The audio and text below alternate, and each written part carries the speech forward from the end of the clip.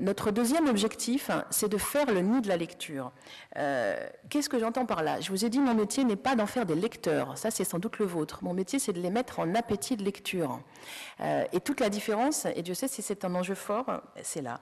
Ce que j'entends par là, c'est qu'il faut leur faire ressentir des émotions fortes, des émotions qu'ils auront envie de retrouver un jour, plus tard. Pourquoi est-ce qu'on aurait envie d'apprendre à lire si c'est pour lire le bottin? Par contre, si tout petit, on a ressenti ce que ça a de précieux et d'irremplaçable le livre, eh bien, on aura envie d'aller lire. Peut-être vous avez le sentiment que j'enfonce des portes ouvertes quand je dis ça, mais notre démarche, elle est vraiment là. Et vous savez, on est quand même dans une époque où la littérature, ça devient un peu un devoir, en tout cas du côté des parents.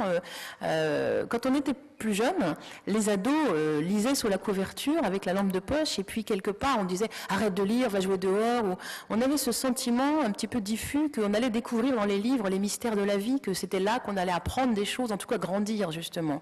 Aujourd'hui, on est quand même dans autre chose, on est dans lire pour lire, comme si lire pour lire, ça avait un sens. En tout cas, nous, on s'inscrit profondément contre cette démarche-là.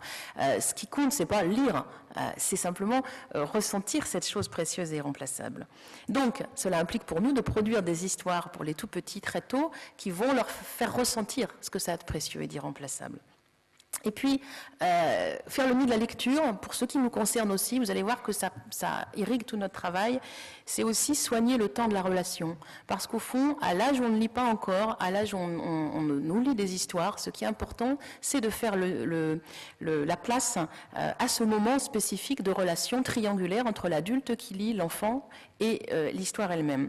Donc ça veut dire que nous, notre travail, c'est de travailler cet espace de partage pour que l'adulte soit bien accueilli et puisse lire en étant en position, je dirais, confortable. Mais confortable, vous allez voir que ce n'est pas une question de fauteuil.